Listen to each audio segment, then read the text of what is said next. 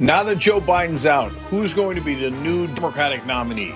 If you think it's guaranteed that it's Kamala Harris, you're wrong. And hold for who might be against her, because that is dramatic. There's two camps here. One is the anoint Kamala Harris and shut up camp. And that camp right now is leading. I'm going to tell you why they're leading, but why it's not nearly a foregone conclusion. And the guy that'll make a difference in just a minute.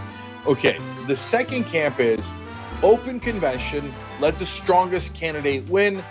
And there's no opinion. That crowd that I'm in has no opinion on who it should be. We're just saying we should pick the best candidate and not anoint.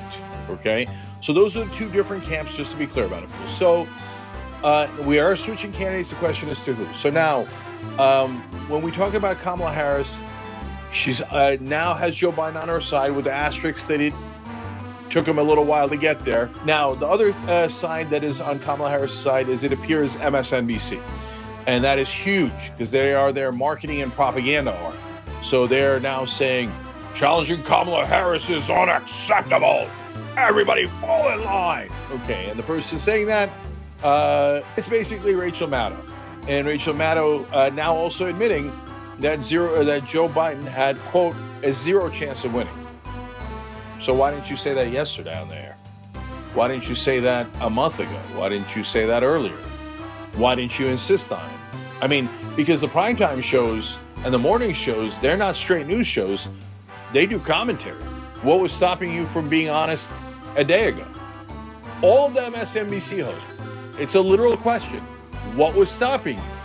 Because today, all of a sudden, all the people who were kissing Joe Biden's ass and saying he should be in the race, what BS language they put out earlier. Oh, we have some concerns, but leadership, we bow down to leadership. And you saw it with your own eyes. And Morning Joe, of course, is the most embarrassing. So Biden, it's got to be Biden. He drops out. He has a zero chance. Oh, it's a good thing. He's such a hero for dropping out because he had a zero chance. Well, why weren't you honest with your audience a day ago and a month ago? So they're unbearable. That's your context. So she's honest ex post facto about that. Then when they turn to who should be, the nominee should be, she says, quote, if the Democrats want to start a primary in late July and thereby commit electoral suicide, I won't be surprised. The reason I'm telling you about who was right and who was wrong now is because when Rachel Maddow and every MSNBC anchor tells you, bow your head, it has to be Kamala Harris. Why? Well, you guys were the ones that were the most wrong. All of a sudden we should trust you? And you never say it ahead of time. You always change the story immediately afterwards, right? But there's a second reason why. I want you to now take note of something you'll see in media all the time. People will say, like Maddow did there's going to be chaos. Oh, there's so much disorder. Oh, we can't have it. It would be crazy. But they never tell you why. They're like, no, it will lead to disunity. Well, wait a minute. We already had the disunity. We have different opinions on who would be the best candidate. What you're saying is, it would allow people outside of Democratic leadership and the donor class to decide when we don't want them in any way being part of the decision. We want this decision made in a back room by the donors and leadership, and we don't want you to have a second choice. That's what they're saying. Having an active, contentious process gets you the strongest candidate and the best chance to win, and the last vestige of democracy. But she goes on and says, Vice President Harris is going to be at the top of the ticket. She just announces it. And what this is going to mean for Joe Biden, I mean, by running with Barack Obama in 2008 and then serving ably as his vice president for 2 terms, he's part of the history of the first black president in this country. And what Joe Biden did today is going to get us the first black woman president in the country. So what she's saying is, she's a black woman, so shut up. No, I don't agree. And it's really a thuggish argument. What it is oftentimes non-black people saying, I speak for black people, and you must pick her, whether she's the best candidate or not, because of her skin color and her gender. That isn't democracy. That isn't what the Democratic Party is about. No, and by the way, the most important part of that trick is just because they're of any particular ethnicity or gender doesn't mean that they're going to represent that ethnicity or gender. So, should we pick Ben Carson to represent black people? Of course not. That's preposterous. What they're saying is, we don't really believe she can earn it. We just have to hand it to her. It doesn't make any sense at all. They don't believe in her, and that's why they're trying to protect her.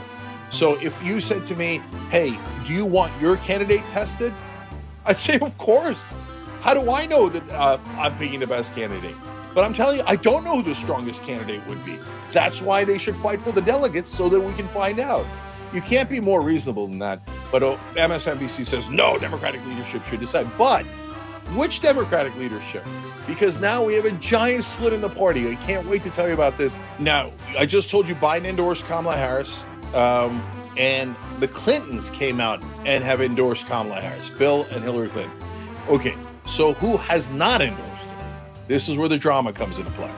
Number one, Nancy Pelosi put out a statement, did not include Kamala Harris as the clear nominee. No, she's in favor of a quote-unquote mini primary. I'm going to give you a quote. New York Times reporting that Nancy Pelosi yesterday saying that she thinks there should be a mini primary, an open convention, and we should pick the strongest candidate.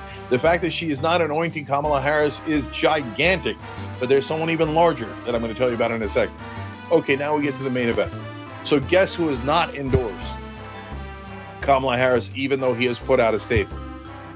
Barack Obama. Okay, so that is huge.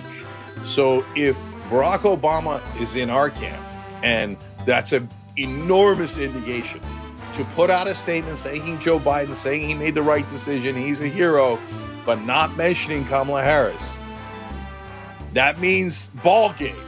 They got Biden and Clinton's, we have Obama and Pelosi on our side. That's a powerful combo to have. Here is what his statement said.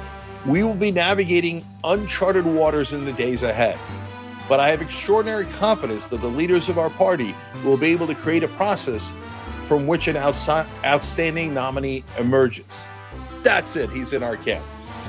So he could change his mind later, and there's a lot of pressure to support Kamala Harris, but that is Obama saying we need a, quote, process from which an outstanding nominee emerges. That is saying no anointing, open convention, let the delegates pick. Yes, that is enormous, because that means the two sides of the Democratic Party are split. The Democratic leadership is split. So you never know. The force of Kamala Harris might surge. And then, by the way, if you anoint Kamala Harris, you also anoint whoever she randomly picks as her VP. There'll be no process for that either. She could just go Buttigieg, and there you are. You're stuck with another guy who I don't think will be electorally helpful at all.